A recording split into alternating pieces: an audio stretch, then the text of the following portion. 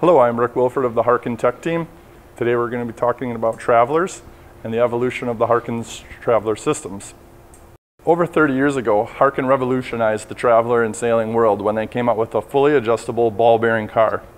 So previously, before Harken introduced the fully ball bearing system, people would use a pin stop style system, basically pinning the main sheet system in one spot and having it not be adjustable. These travelers allowed sailors to adjust the traveler at their fingertips. When they wanted the system to go down with the ball bearing car, it moved down. There was no kicking of the traveler anymore to get the traveler systems to go down. These cars, being first generation cars, you can see have been put through the test of time. They were just recently taken off of a boat last week, still in working condition. However, the customer decided to upgrade to a newer looking style car. So in the beginning of time, Harken came out with two cars. The blue cars were designated as the high load cars. The red cars were designated as the low load cars. Exactly the same car besides the color. The only difference was in the ball bearing system, which is still relevant in today's world, with the Torlon balls being high load and the black Delrin balls being for the low load cars. It was also designated in a vintage after these cars, previous to this vintage of car, where there was a blue sticker and a red sticker.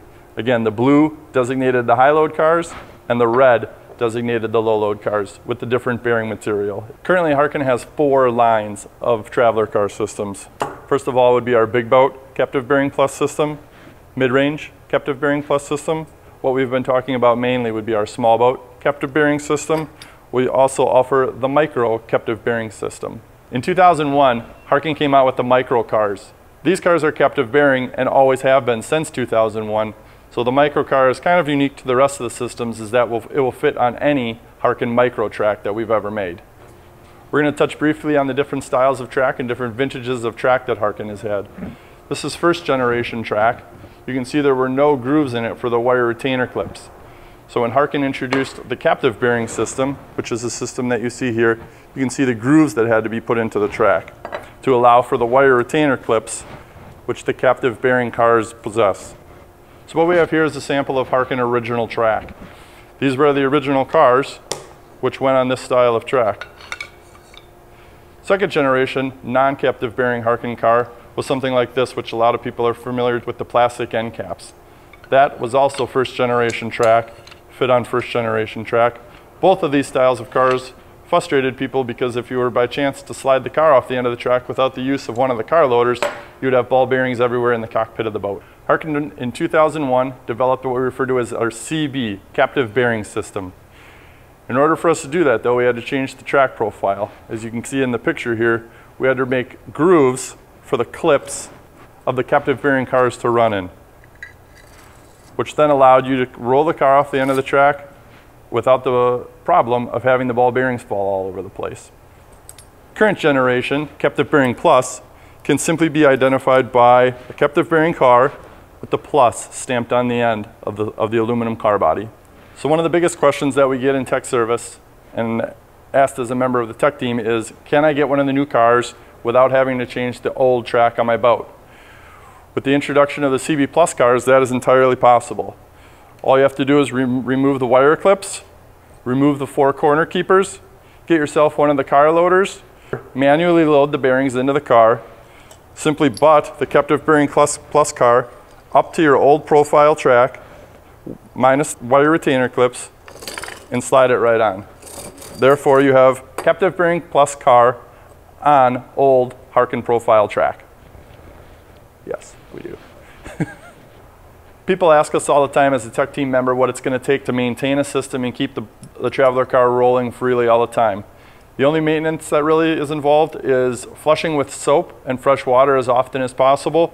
The best way to do that is to have the car on the track, spray it with fresh water while moving it around real rigidly like that. Get all the old salt water out of there and make sure that the ball bearings are all free of any salt water, any dirt and debris that may have accumulated on the track.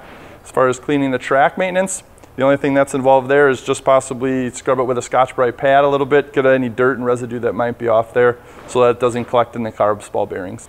What we don't recommend is using the McLube sail coat on the traveler cars with ball bearings. The problem with it is that it makes the ball bearings slippery to the point where they don't circulate through the car. What we do recommend using is the McLube 1-drop. What you do is just simply put 1 drop on each side of the track, slide the car over it a couple times, and then just wipe the remaining bit away, and then you're ready to go.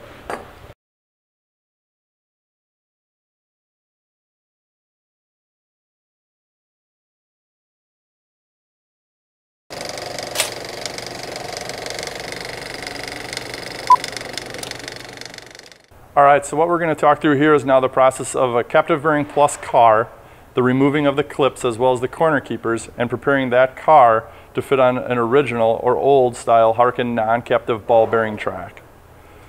So you simply just remove the clips.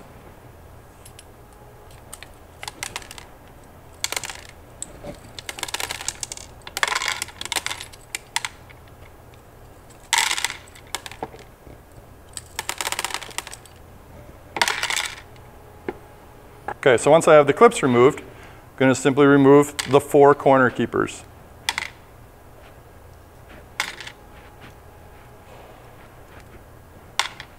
Then I'm going to use my blue car loader, and I'm going to manually load the car. This particular small boat car takes 40 ball bearings.